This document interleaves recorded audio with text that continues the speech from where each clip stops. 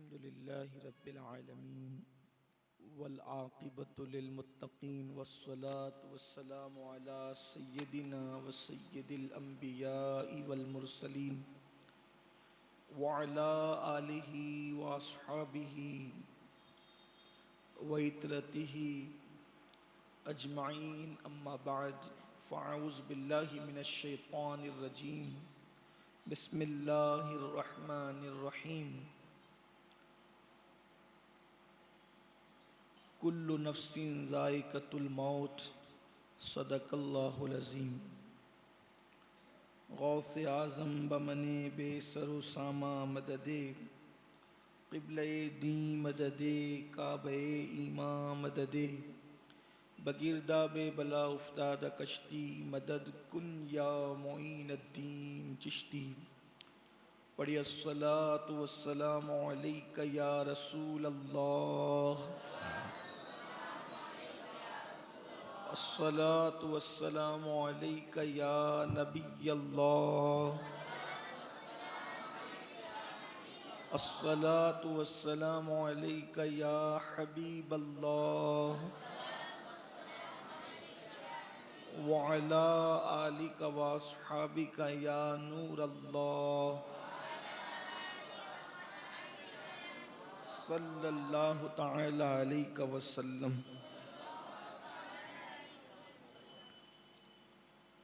موت سے حشر تک کا سفر،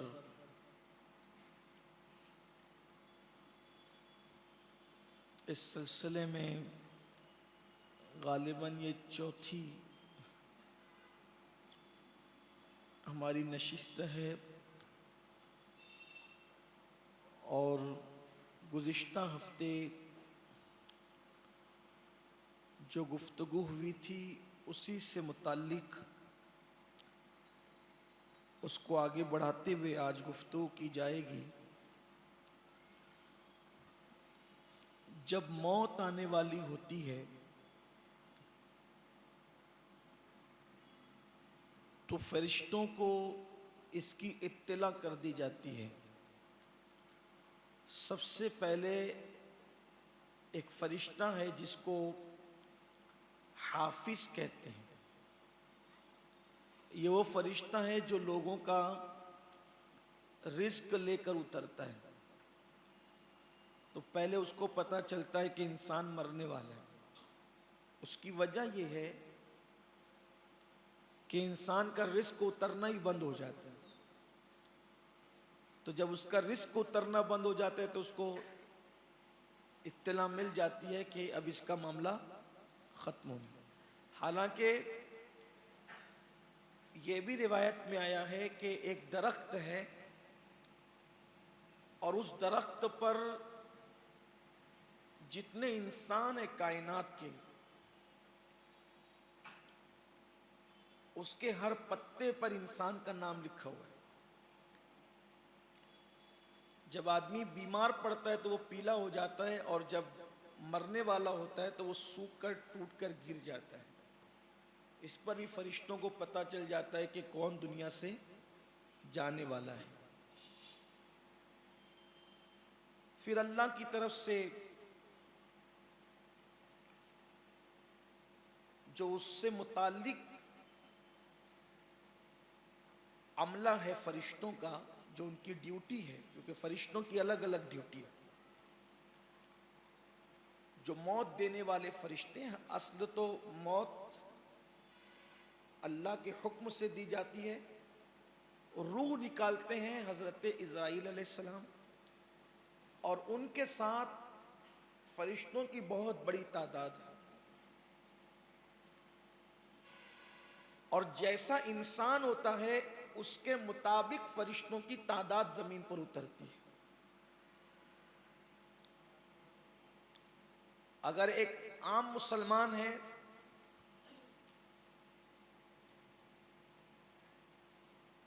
تو کم سے کم 500 فرشتے اس کی روح کے نکلتے وقت حاضر ہوتے ہیں۔ نیک ہے، متقی ہے، پرہیزگار ہے تو پھر تا حد نگاہ فرشتے آتے ہیں، اور اللہ کا ولی اگر ہے تو پھر فرشتوں کی بہت بڑی جماعت آتی ہے. مختلف احوال ہے سب کی موت کے. تو جب موت آنے والی ہوتی ہے تو جس سال شب برات ہوتی ہے جسے لیلۃ البراء بھی کہتے ہیں اور ہم اپنی زبان میں اس کو شب برات کہتے ہیں، تو اللہ کے رسول علیہ الصلاۃ والتسلیم فرماتے ہیں کہ لوگ شادیاں کر رہے ہوتے ہیں، درخت لگا رہے ہوتے ہیں، کچھ لوگ کھانا کھا رہے ہوتے ہیں، الگ الگ کاموں میں انسان مصروف رہتا ہے، اور اس کا نام زندوں کی فہرست سے نکال کر مردوں کی فہرست میں لکھا جاتا ہے. وہ شب برات ہوتی ہے.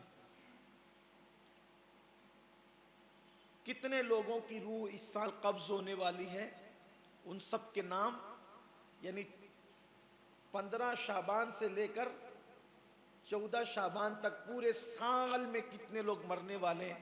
حالانکہ ان میں سے کچھ ایسے لوگ ہوتے ہیں جو جھگڑا کر رہے ہوتے ہیں، کچھ لوگ شادیوں کی تاریخ طے کر رہے ہوتے ہیں، کچھ لوگ تقریریں کر رہے ہوتے ہیں، کچھ لوگ نماز پڑھ رہے ہوتے ہیں، کچھ عبادت. یعنی ہر آدمی اپنے اپنے کام، اس کو پتہ ہی نہیں چلتا کہ مجھے دنیا سے جانا ہے، حالانکہ اس کا نام مردوں کی فہرست میں لکھ دیا گیا. تو یعنی فرشتوں کو پہلے پتہ چل جاتا ہے اللہ کی اذن سے، عطا سے. اب یہاں ایک بات آگے بڑھنے سے پہلے عرض کروں، یہ جتنی روایتیں ہیں اس سے پتہ یہ چل رہا ہے کہ مرنے کے دن سے پہلے اس کی اطلاع کسی کو 1 سال پہلے، کسی کو کچھ دن پہلے، کسی کو کچھ دن پہلے، کسی یہ نا اطلاع ہو جاتی ہے. لیکن دیتا کون ہے اطلاع؟ اللہ دیتا ہے. تو اگر اللہ اطلاع دے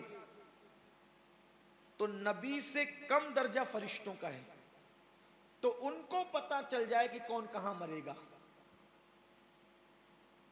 ان کو پتہ چل جائے کون کہاں مرے گا.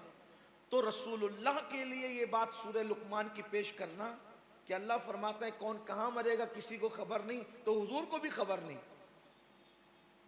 اس سے علم غیب کا انکار کرنا یہ سری جہالت اور نادانی ہے.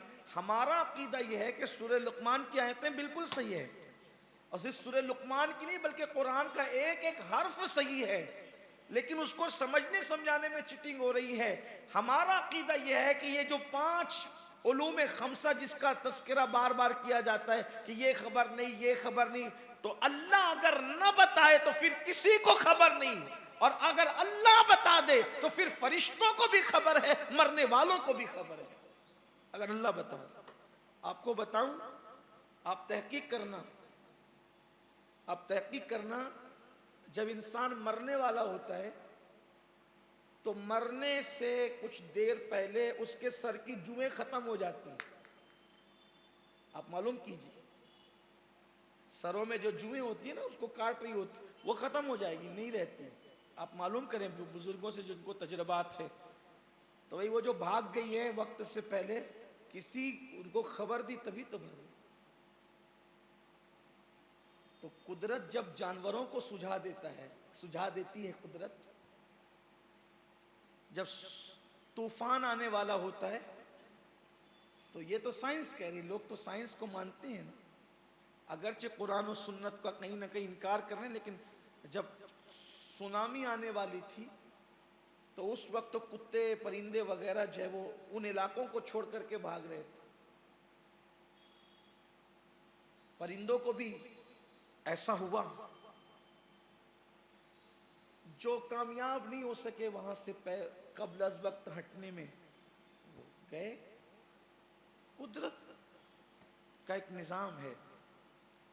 بلکہ حدیث پاک میں یہاں تک آتا ہے کہ جب مردے پر عذاب ہوتا ہے تو انسان اور جن کے علاوہ جانوروں بھی اس کو محسوس کرتے ہیں، جانور تک اس کو محسوس کرتے ہیں. تو حیرت اس بات پر ہے کہ جو چیز لوگ معاذ اللہ جانوروں کے لیے مان لیتے ہیں، وہ چیز اللہ کے محبوبوں کے لیے ماننے میں دقت کیا ہے. اور بے شمار ایسے واقعات ہیں، بے شمار، جن سے پتہ چلتا ہے کہ اللہ والوں نے قبل از وقت بتایا کہ میں جانے والا ہوں. بلکہ اللہ والے تو اللہ والے، کچھ دنیا دار لوگ بھی آپ دیکھیں گے کچھ ایسے ہوتے ہیں، ان کو محسوس ہوتا ہے تو وہ کہتے ہیں بھئی اس کا حساب یہ کر دینا، اس کو وہ دے دینا، اس کو یہ لے لینا، یہ اس میں لگ جاتے ہیں مرنے سے پہلے۔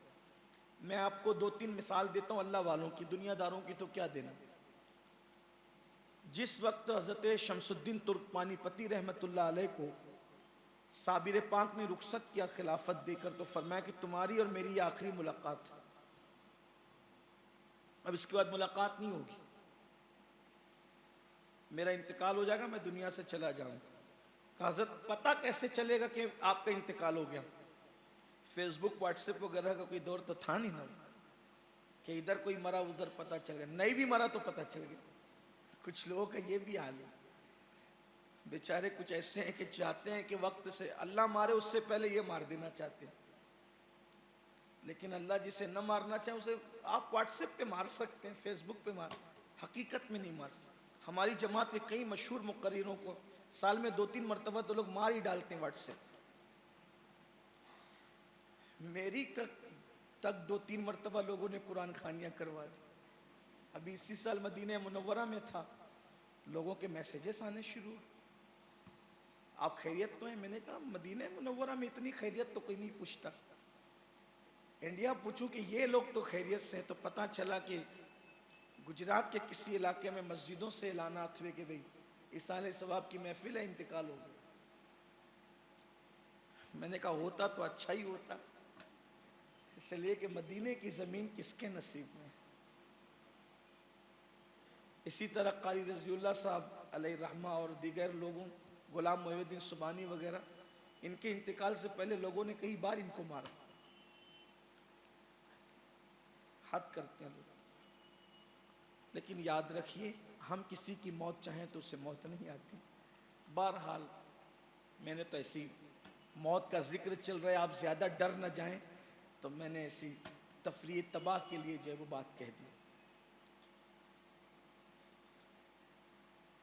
تو حضرت شمس الدین ترک پانی پتی نے پوچھا کہ مجھے پتہ کیسے چلے گا کہ آپ کا انتقال ہو گیا؟ تو آپ نے فرمایا جس دن تم سے کرامت کا ظہور ہوگا سمجھ جانا کہ میرا انتقال ہوا۔ اور آپ سے کرامت کا ظہور ہوا، وہی آپ بار بار سن چکے ہیں، چراغ جلتا رہا ہواؤں کے دوش پر، طوفان اور آندھی میں بھی چراغ جلتا رہا، آپ سمجھ گئے کہ انتقال ہو گیا۔ پھر اس کے بعد آمیر کے قلعے سے کلیر شریف جانا ہے، اب وہاں جانے تک پہنچیں گے کب؟ شمس الدین ترک پانی پتی فرماتے ہیں کہ میں نے اپنی سواری اٹھائی اور اٹھانے کے بعد میں سوئے کلیر چل پڑا، مجھے ٹھوکر لگی، ٹھوکر لگ کر گرا میں آمیر کے قلعے کے قریب، جب اٹھا تو میں کلیر میں موجود تھا۔ پہنچ گئے، پہنچا دی۔ اسی طریقے سے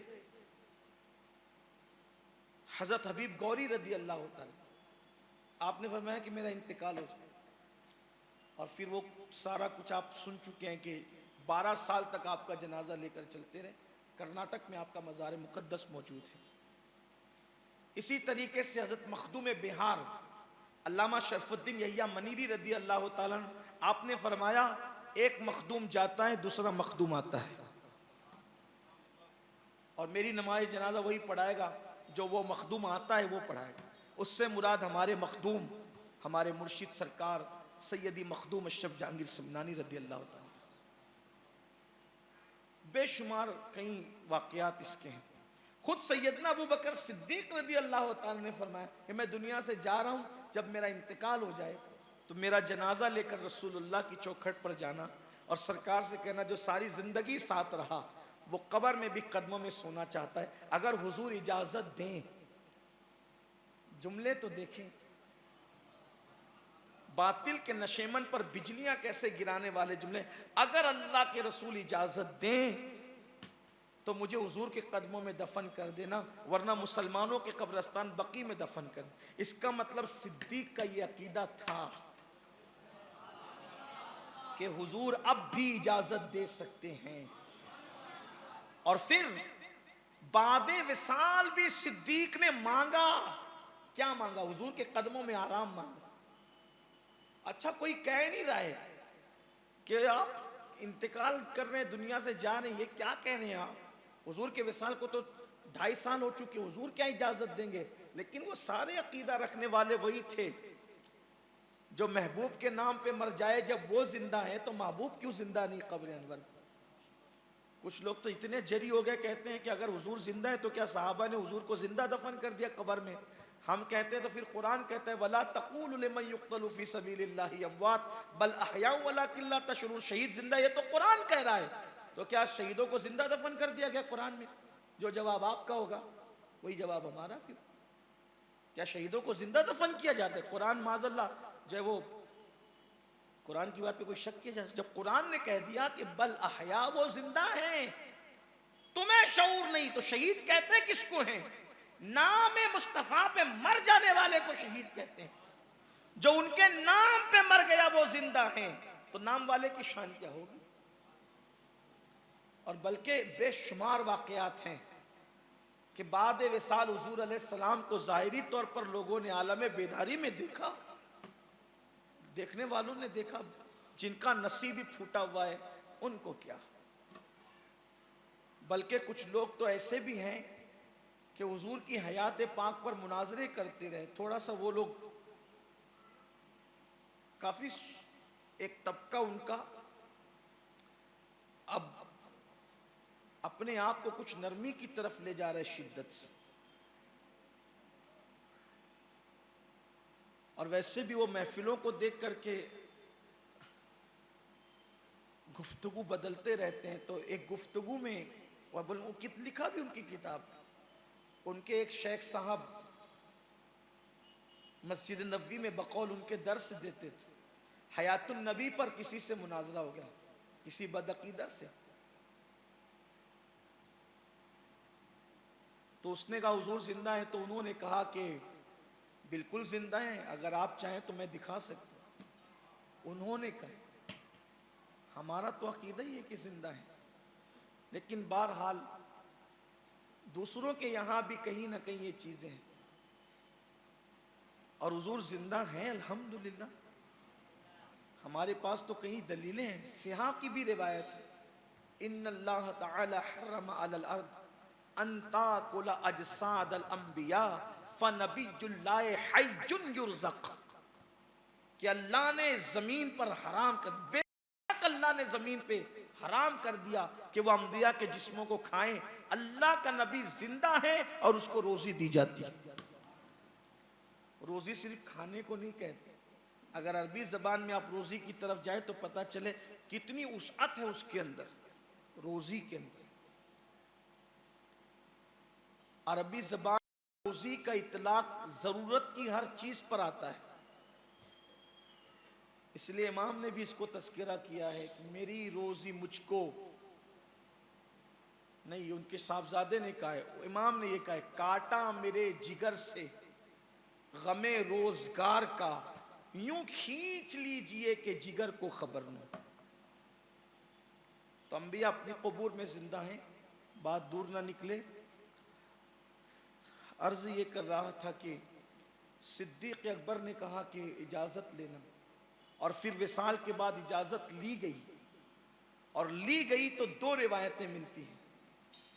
اما جان سیدہ عائشہ صدیقہ فرماتی ہیں کہ میں سو رہی تھی،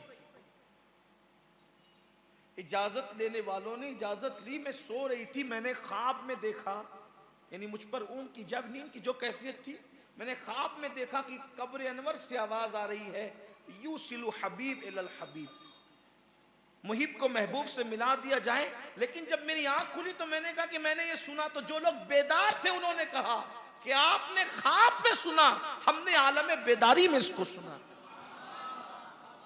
بلکہ علامہ سیوطی رحمت اللہ علیہ خاتم الحفاظ، امام سیوطی تو یہاں تک لکھتے ہیں کہ حجرے اقدس کا دروازہ بند تھا، حضور کے حجرے پاک کا دروازہ بند تھا، وہ دروازہ کھل گیا اور ندا آئی کہ محب کو محبوب سے ملا دیا جائے۔ وہ تو صدیق تھے، صدیق تھے، وہ تو آج بھی کرم ویسا ہی ہے، وہی بات ہے کہ آنکھ والا، آنکھ والا تیرے جوبن کا تماشا دیکھے، لیکن ہم اس کو یوں کہتے ہیں آنکھ والا جو تیرا بن کے تماشا دیکھے۔ جو ان کا بن جائے پھر وہ دیکھتا ہے کہ دل میں ہو یاد تیری گوشے تنہائی ہو، پھر تو خلوت میں عجب انجمن آرائی ہو۔ اور ایک مقام پر امام نے بھی فرمایا، کہتے ہیں کہ مٹ جائے یہ خودی تو وہ جلوہ کہاں نہیں۔ لوگ مدینے میں قید کرنے کے چکر میں، ہمارا عقیدہ تو یہ ہے کہ مٹ جائے یہ خودی، اگر ہم اپنے آپ کو مٹا دیں محبوب کے عشق میں تو پھر یار ہی یار کی بہاریں۔ تو وقت سے پہلے اللہ جسے چاہتا ہے، یہی بات آپ آج عرض کرنی ہے، اور جلدی جلدی سے وہ روح کا سفر مکمل کرنا ہے، پھر انشاءاللہ قبر کی وادیاں تک ہم پہنچیں گے تصورات میں، لیکن ڈر نہیں لگے گا آپ کو۔ پہلے تصور میں پہنچو، حقیقت میں بھی پہنچیں، آپ کو کوئی ٹینشن نہیں لینا۔ یہ تو نہیں کہہ سکتا کہ تقریریں وہاں یاد رہے گی کہ نہیں رہے گی، لیکن اگر کسی کو یاد آئے گی تو وہ سوچے گا کہ جو بات کہی گئی تھی وہ سچی تھی، کہ جتنا مزہ قبر میں آئے گا نا اتنا مزہ اپنے گھر میں بھی نہیں آئے گا۔ اگر مومن مرے نا ایمان پر مرے، ایمان پر، جان دے دو وعدے دیدار پر، نقد اپنا دام ہو ہی جائے گا۔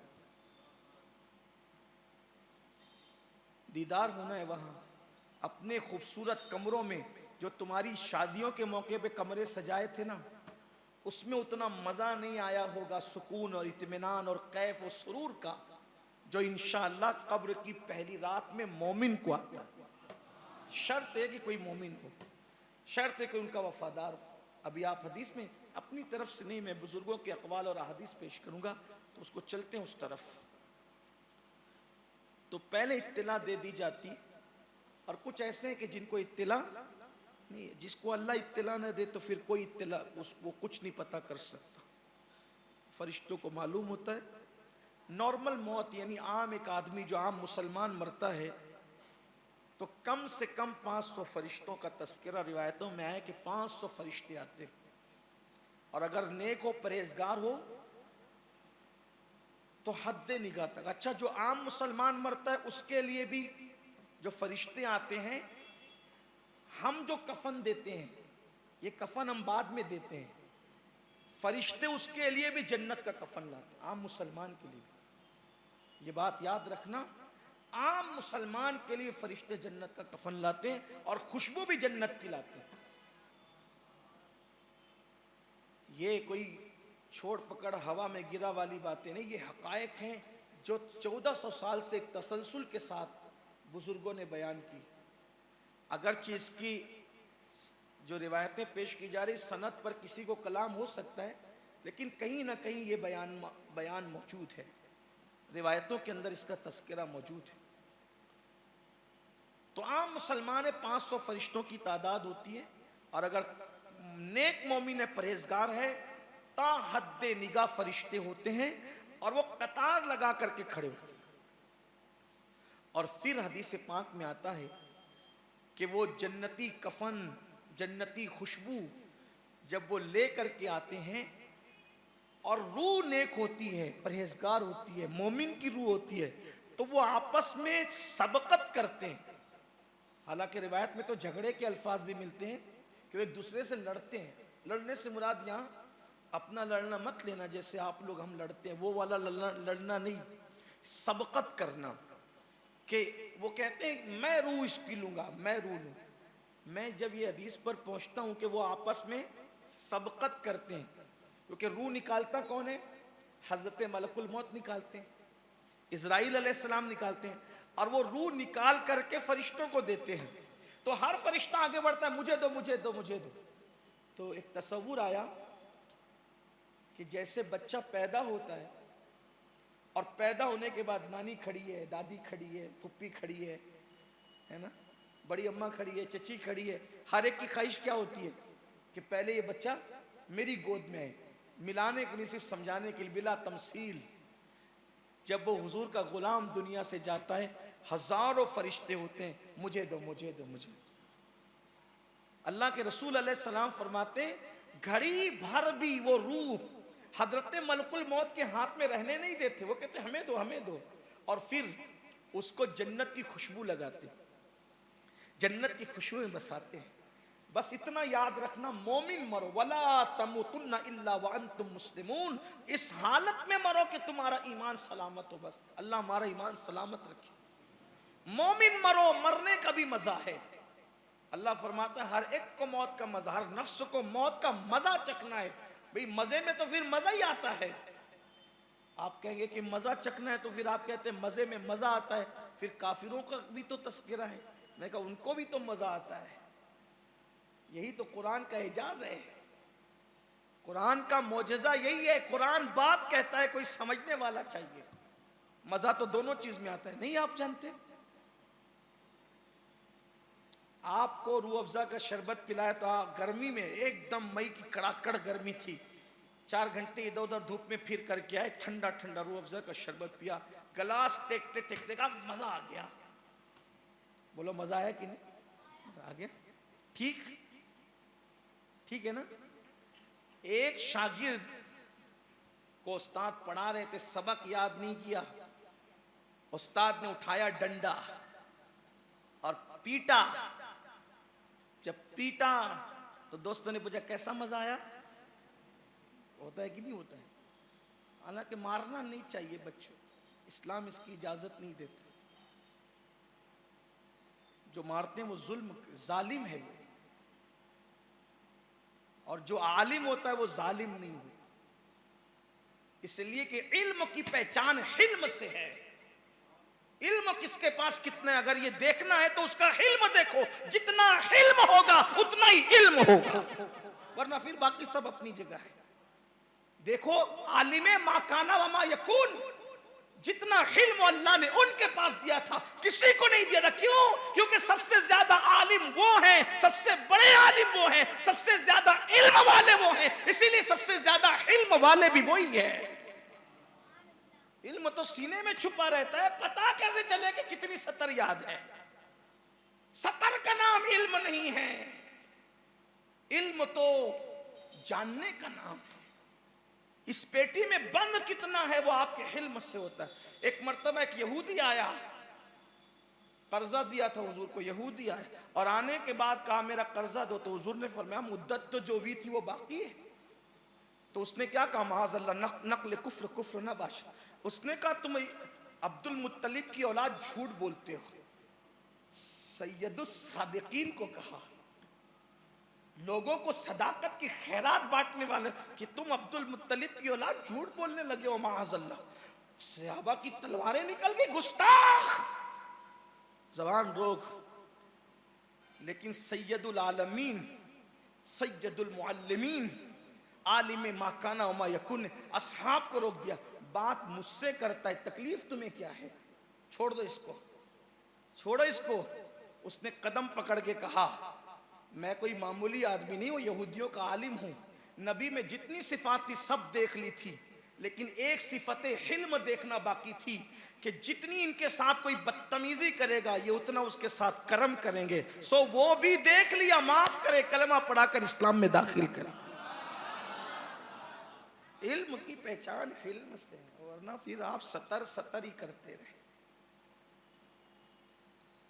جہاں علم ہوگا وہاں حلم، اور جتنا علم بڑھے گا آپ دیکھ لیں.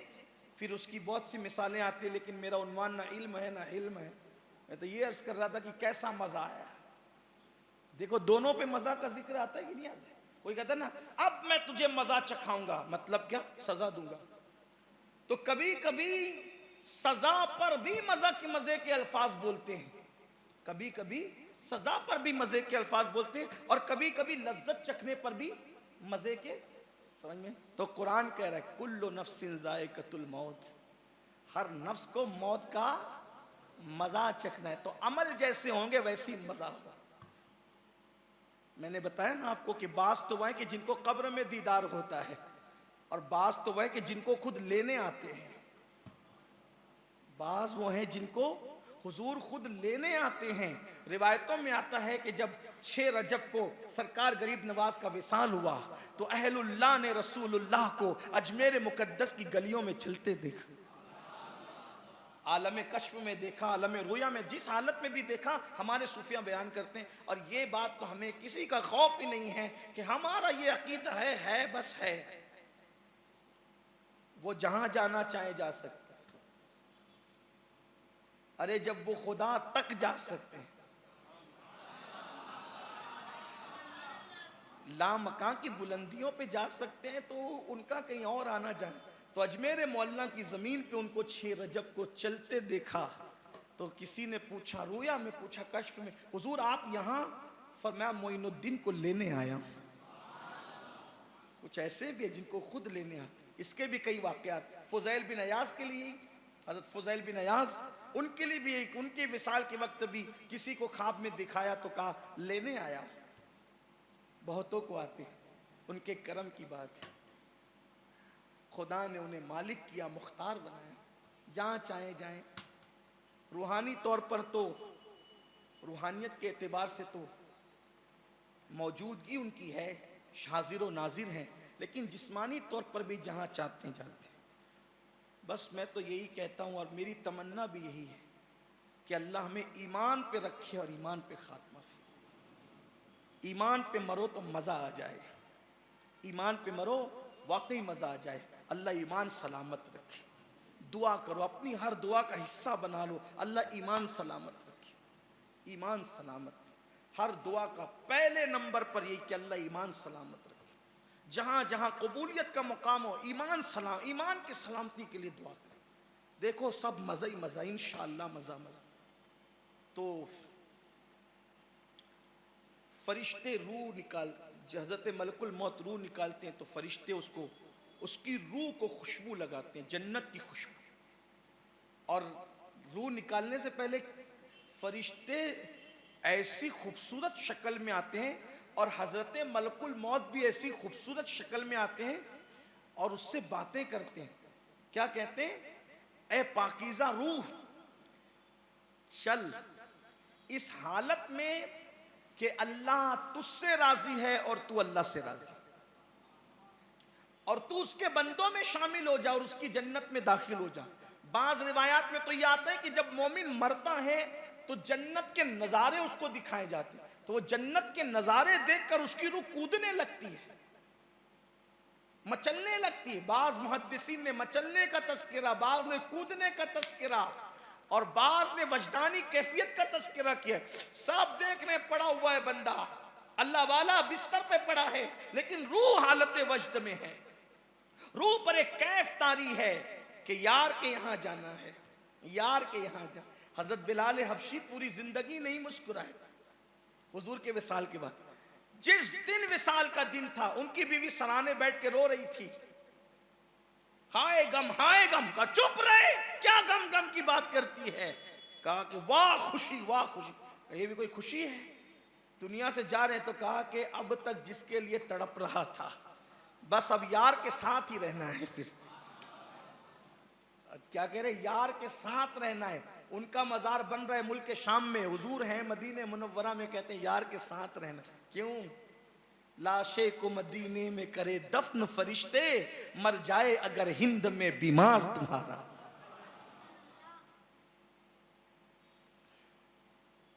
اگر آئندہ ہفتے وقت رہا تو مجھے ٹائم دلائیے گا, دفن کے بارے میں بیان کریں گے, اور ایک بات آپ کو بتائیں گے. کسی کو کہیں بھی دفن کرو, جو جہاں دفن ہونے کی تمنا کرتا ہے اس کو وہاں پہنچایا جاتا ہے. اس لیے کبھی کبھی قبر خود اور خالی نکلے نا تو شک مت کیا, بہت شکی مت بنو, یقین والے بنو. ہمیں دکھے نہ دکھے, جو عقیدہ قرآن و سنت میں آ گیا وہ اس پر ایمان لانا ضروری. انشاءاللہ ہم اس کا تذکرہ کریں گے. مجھے آئندہ جمعہ کو تدفین کا اگر باب آ جاتا ہے تو ہم بتائیں گے, لیکن آ جاتے ہیں مختصر اس کو پورا کر لیتے ہیں. تو روح نکال کر, تو روح تو مچلتی رہتی ہے, اور آقا فرماتے ہیں جب اسی حالت میں روح نکلتی ہے تو ایسے دو تمثیل پیش کی مجھے. آقا فرماتے ہیں جیسے مشکیزے سے, مشکیزہ بھرا ہو, مشکیزہ سمجھتے ہیں نا, مشکیزہ بھرا ہو اور بھرنے کے بعد اس سے پانی ٹپک, ایسے ہمارے یہاں مٹکے سے پانی چوتا ہے نا ہلکا ہلکا سا, اسی طرح کوئی جگ کے اندر پانی رکھ دیا جائے یا گلاس مٹکے سے نکال کر کے تو کیسے ہلکا سا وہ ٹپکتا ہے. کوئی اس میں مشقت ہوتی ہے؟ میرے کریم آقا غیب دا نبی فرماتے ہیں جیسے مشکیزے سے پانی ٹپکتا ہے ایسی مومن کی روح ٹپک جاتی ہے. اور دوسری یہ مثال پیش فرمائی جیسے آٹے سے بال نکلتا ہے ایسے مومن کی روح نکل جاتی ہے. اور روح جب نکلتی ہے تو وہ جسم سے کلام کرتی ہے اللہ تجھے جزائے خیر دے. مومن کی روح نکلتی ہے جسم سے کلام کرتی ہے اللہ تجھے جزائے خیر دے, تو نے مجھے اچھے کام میں لگا کے رکھا, تیرا بیڑا بھی پار میرا بیڑا بھی پار. جسم کہتا اللہ تجھے بھی جزائے خیر دے کہ تو نے میرا ساتھ دیا. اب دونوں جدا ہوتے, برسوں کی جو وہ اتحاد, برسوں کی ملاقات, برسوں کے تعلقات اب جدا ہوتے.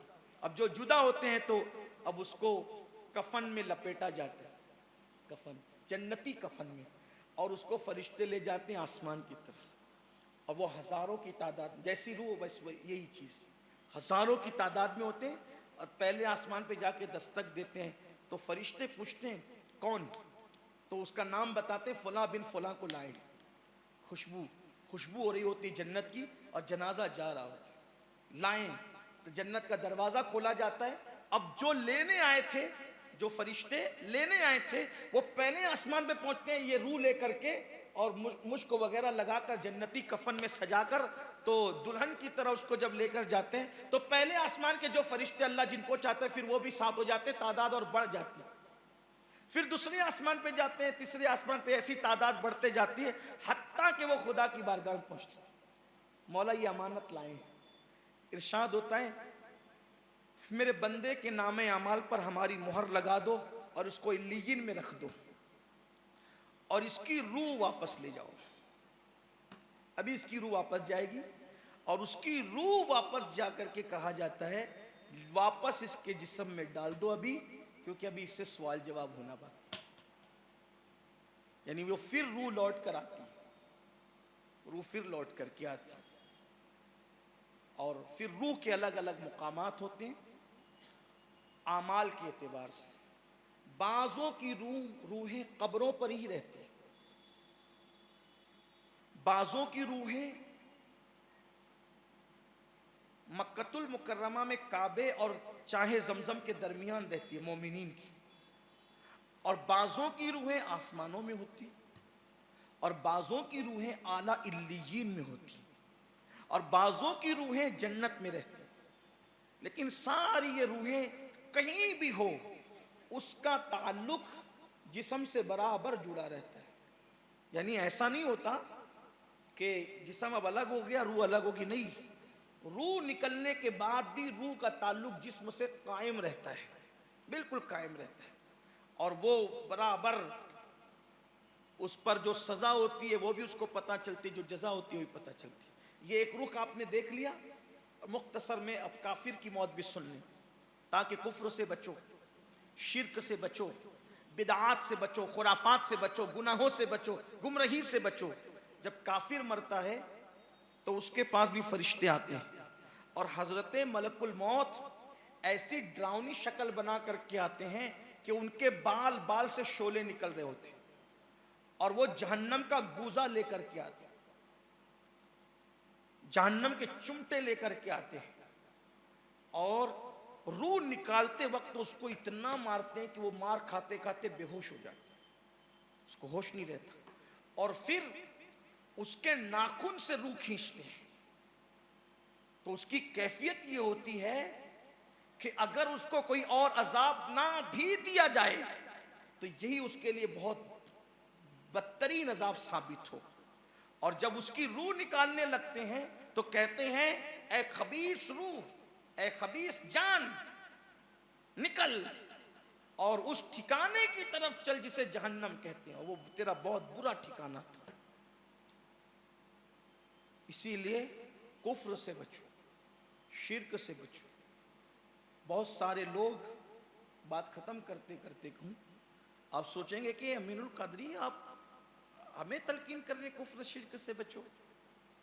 ہم نے کون سے بت خانوں میں جا کر عبادتیں کرنی, ہم نے کون سے کلمے کا انکار کر. میرے بھائی کلمے کا انکار ہی صرف کفر نہیں, وہ تو ہے ہی کفر. کفر کے بہت سارے دروازے, اور ہم اس دور میں جی رہے ہیں, اللہ رحم فرمائے. الامان والحفیظ, میرے آقا صلی اللہ علیہ وآلہ وسلم نے فرمایا ایک دور ایسا آئے گا لوگ صبح کریں گے ایمان کی حالت میں، شام ہوتے ہوتے کافر ہو جائیں. اس دور میں جی رہے.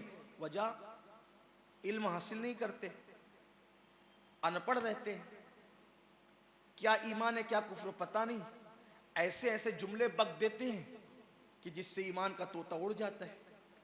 جیسے بہت سارے لوگ کیسی کیسی بات کرتے. کچھ لوگ تو یہ کہتے ہیں ارے حدیث کی بات چھوڑ یار، کیا حدیث کھانے دیتی ہے؟ ہمارے علماء نے فرمایا یہ کفر ہے. اس طرح کی اور بھی بکواس.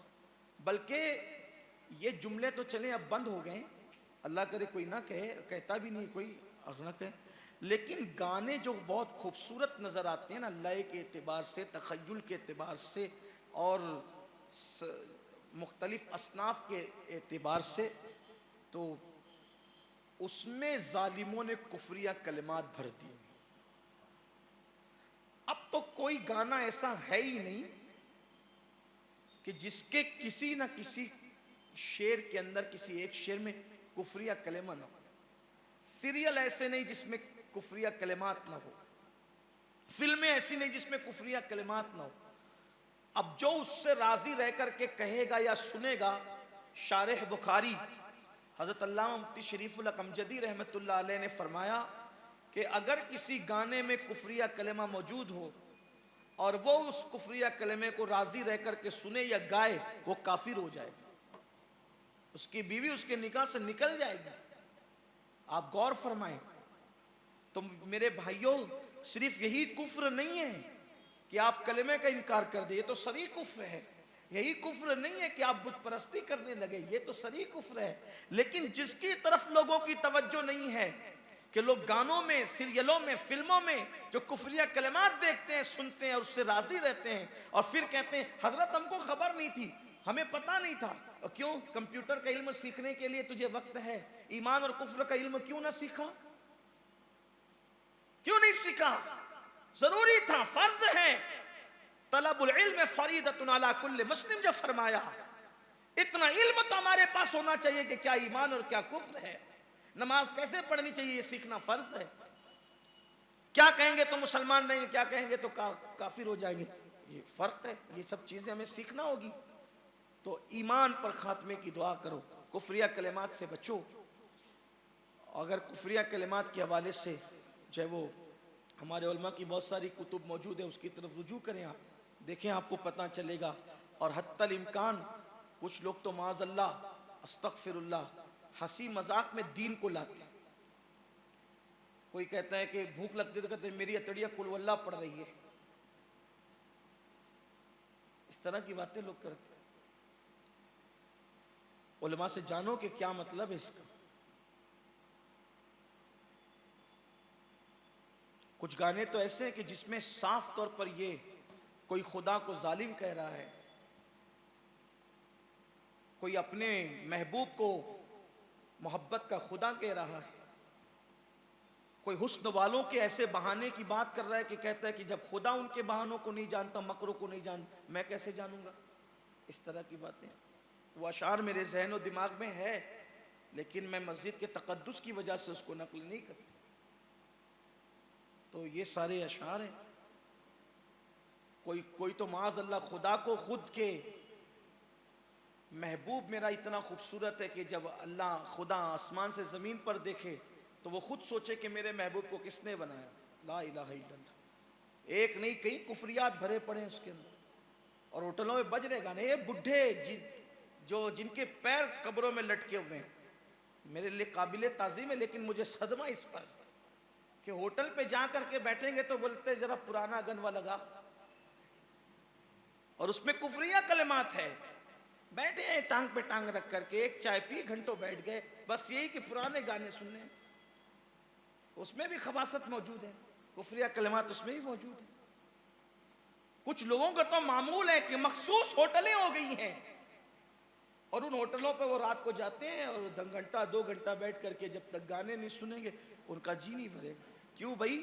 بڑھاپے میں تو برے سے برا آدمی اللہ کی طرف رجوع ہوتا ہے. ہوٹلیں ملی پرانے گانے کے لیے، اور پرانے گانے سن کر تمہارا دل بہل رہا ہے. ارے نادان، اس سے بہت زیادہ حسن تو 1 صدی لکھی ہوئی پہلے کی جو نعت میرے امام نے لکھی ہے، اس میں حسن کی رانائیاں بھی ہے، ادب کے جواہر پارے بھی ہیں، عشق مصطفیٰ کی رنگینیاں بھی ہیں. اگر اس کو سنو واللہ گانوں سے وہ سکون نہیں جو نعت مصطفیٰ سے. وہ کمال حسن حضور ہے، وہ کیا مزہ آتا ہے پڑھنے. وہ کمال حسن حضور ہے کسی گانے میں ایسی رانائی جو میرے نبی کی نعت میں ہے، اور اس میں امام نے تو کمال ہی کیا ہے. حالانکہ جس نے لکھا ہے سب نے لکھا ہے، سب قابل تعظیم ہے، سب کو سنو.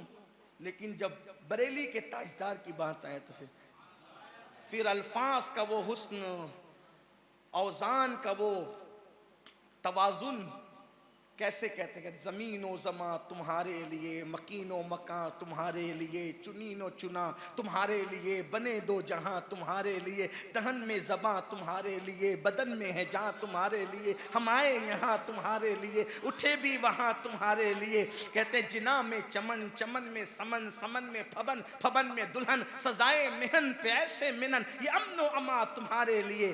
کہتے ہیں صبا وہ چلے کہ باغ پھلے، وہ پھول کھلے کہ دن ہو بھلے، لوا کے تلے ثنا میں کھلے، رضا کی زباں تمہارے. یہ مرحمتیں کہ کچی متیں، نہ چھوڑی لتیں، نہ اپنی گتیں، قصور کرے اور ان سے بھرے، قصور جنا تمہارے لیے. اشارے سے چاند چیر دیا، چھپے ہوئے خور کو پھیر لیا، گئے ہوئے دن کو عصر کیا، یہ تاب و تما تمہارے. نعمتیں بانٹتا جس سمت وہ ذیشان گیا، ساتھ ہی منشی رحمت کا قلم دان گیا، اور لے خبر جلد کے غیروں کی طرف دھیان گیا. میرے مولا میرے آقا تیرے قربان گیا، دل ہے وہ دل جو تیری یاد سے معمور رہا، سر ہے وہ سر جو تیرے قدموں پہ قربان گیا، آہ وہ آنکھ کے ناکام تمنا ہی رہی، ہائے وہ دل جو تیرے در سے پر ارمان گیا. انہیں جانا انہیں مانا، نہ رکھا غیر سے کام، للہ الحمد میں دنیا سے مسلمان گیا. جان و دل ہوش و خرد سب تو مدینے پہنچے، تم نہیں چلتے رضا سارا تو سامان گیا. کیا مہکتے ہیں مہکنے والے، بو پہ چلتے ہیں بھٹکنے والے، جگمگا اٹھی میری گور کی خاک تیرے قربان چمکنے والے. حسن تیرا سا نہ دیکھا نہ سنا، کہتے ہیں اگلے زمانے والے. آسیو تھام لو دامن ان کا، پڑے وہ نہیں ہاتھ جھٹکنے والے، سنیو ان سے مدد مانگے جاؤ، پڑے بکتے رہے بکنے والے. کفے دریائے کرم میں ہے رضا، 5 پھوارے چھلکنے والے. اور کیوں رضا آج گلی سنی ہے، اٹھ میرے دھوم مچانے والے. صبح طیبہ میں ہوئی بٹتا ہے بڑا نور کا، صدقہ لینے نور کا آیا ہے تارا نور کا. آپ کہیں گے کہ پوری ادائیگی بخشش پڑے گا کیا؟ تو نہیں، ایسا نہیں ہے. لیکن بات آپ سے کہوں، اچھا پڑھنے والوں سے نعت سنو، سکون بھی ملے گا، عشق رسول میں اضافہ بھی ہوگا. یہ جو دھم دھم جو نکل گئے نا، ان کو چھوڑو. ان کے پاس تو نعت کا نہ کوئی تقدس ہے، نہ کوئی ترنم ہے، نہ کوئی تک ہے، نہ کوئی الفاظ ہے. عجیب و غریب نعتیں، نعتوں کے نام پر عجیب و غریب چٹنگ ہو رہی. وہ بزرگوں کی جن کی نعتیں مقبول ہے، تنم فرسودہ جہاں پارا. آج بھی پڑھو، ان پڑھوں کو ہی میں نے اس نعت پر روتے دیکھا. تنم فرسودہ جہاں پارا زے ہجراں یا رسول اللہ، تنم فرسودہ جہاں پارا زے ہجراں یا رسول اللہ، دلم پشمرد آوارا زے اسیاں یا رسول اللہ. اور یہ شعر جب سنہری جالیوں کے سامنے کوئی پڑھتا ہے تو اس کی لذت محسوس ہوتی ہے. چو سوئے من گزر آری، منے مسکیز ناداری، فدائے نقش نالینت کنم جاں یا رسول اللہ. زے جام حب تو مستم، بزنجیر تو دل بستم، نمی گویم کہ من ہستم، سخندہ یا رسول اللہ. چو بازوے شفاعت را کشائی بر گناہ گارا، مکن محروم جامیراں دراں یا رسول اللہ. ایک سے ایک لکھنے والوں نے لکھا، اس لیے نعت سنو گانا مت سنو. اس میں کفر کا اندیشہ ہے. اور ایک بات عرض کر دوں، نعت بھی سنو تو پڑھے لکھے شاعروں کی سنو، ورنہ ہر کسی کی سنو گے تو مجھے ڈر ہے کہ اس میں بھی کوئی کفر کا اندیشہ ہے. کچھ اتنے غیر محتاط لوگ لکھ رہے ہیں تو اس میں بھی مجھے ڈر لگتا ہے کہ لوگوں اس میں بھی کہیں کفر نہ بکیں. اس لیے بہت احتیاط کی ضرورت ہے. دیکھو جتنا محتاط، ایمان کے حوالے سے جتنا محتاط بنو گے اتنی برکتیں نصیب ہوگی. اللہ سے دعا ہے اللہ ہم سب کو ایمان پر قائم رکھے. آخری میں ایک ہی بات کہتا ہوں، ہمیشہ کہتا رہوں گا، ابھی بھی کہتا ہوں، کوئی عبادت کر لو، توجہ آپ کی سن لیں، کوئی عبادت کر لو، ایمان پہ خاتمے کی گارنٹی نہیں، لیکن عشق نبی اور آل نبی پیدا کر لو۔ آقا فرماتے ہیں جو میری آل کی محبت میں مرے گا وہ ایمان پر دنیا سے جائے گا۔ بس اس کو یاد رکھنا، یہ کبھی مت بھولنا، اور اپنی نسلوں کو یاد کرانا۔ حضور کی آل کی محبت ہمیشہ اپنی زندگی کا سرمایہ حیات سمجھو، لیکن آل کی محبت اصحاب کے احترام کے ساتھ۔ اللہ پاک ہم سب کو عمل کی توفیق دے۔ گفتگو کے درمیان کوئی غلطی ہو تو اللہ معاف فرمائے۔